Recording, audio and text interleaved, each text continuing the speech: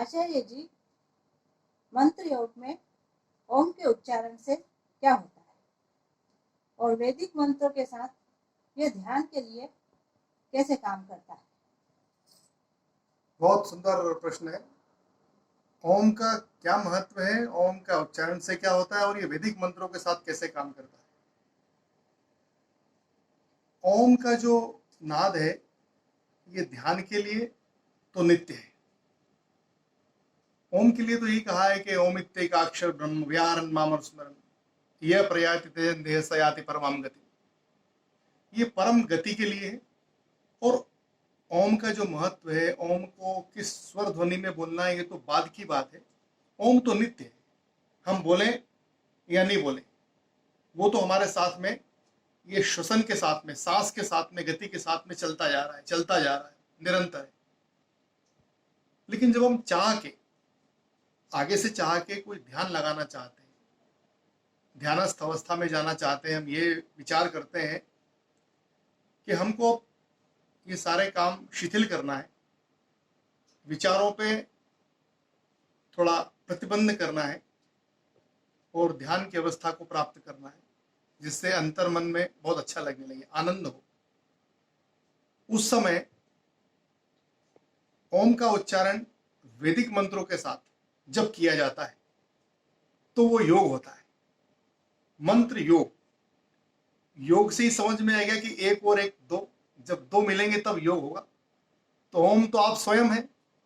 ओमित्येकाक्षर ब्रह्म व्याहरण मां मनुस्मरण, ये अंदर स्थापित है, हर व्यवहार में स्थापित है। ओम, आपके बोले हुए ओम का उच्चारण जो है ये आत्मन ओम है, ये अंदर से निकला हुआ ओम का उच्चारण है। ये हो गया एक। अब इस एक का व्याहरण मां मनुस्मरण यह प्रयाति तेन देह सयाति परमम गति, उस परम गति वाले पर ब्रह्म से मिलने वाला जो कनेक्टिविटी देता है वो है उन वेद मंत्र की संहिताओं में जो विराजमान ओम का नाद है वो है।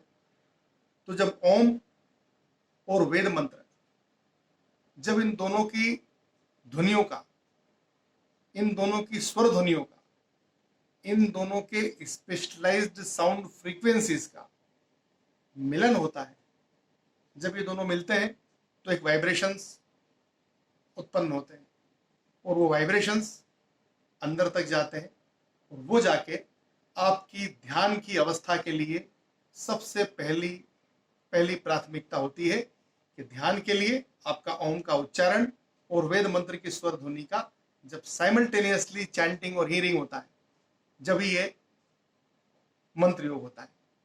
अब आपका जो सवाल है कि ओम का उच्चारण स्वर कैसे होता है, ये प्रैक्टिस से धीरे धीरे आ जाता है।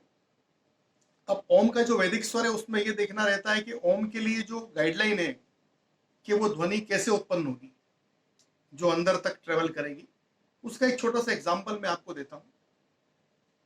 ओम में वैदिक स्वर में उदात्त, अनुदात्त और स्वरित, ये तीन स्वर है। लेकिन ओम में अ, उ और म, ये तीनों अक्षर जो है ये तीनों अलग अलग स्वर से भी आरंभ होते हैं। इनमें हर एक में अपने अलग अलग स्वर है। तो ओम का जो बेसिक उच्चारण है, जो प्रारंभिक उच्चारण की आपको प्रैक्टिस होना चाहिए, वो इस प्रकार से होना चाहिए। पहले अ हो, फिर अ में उ जाए, उ में म जाए। इसके बाद का जो चौथा वो है वो एक अलग अवस्था है, वो विभिन्न अवस्था है। हम जैसे जैसे इस प्रकरण को आगे बढ़ाएंगे, बात हमारी आगे बढ़ाएंगे, उसकी बात भी जरूर करेंगे। वो ओम का जो उच्चारण है वो होना चाहिए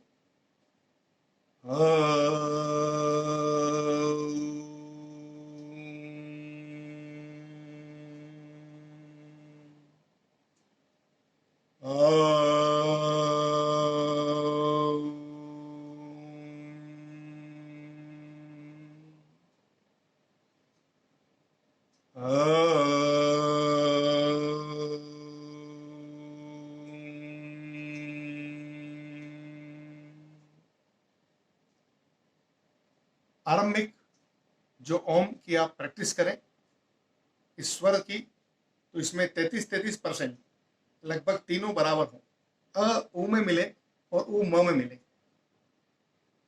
इसके बाद की अवस्था की चर्चा बहुत जल्दी करेंगे। Thank you very much. Stay blessed.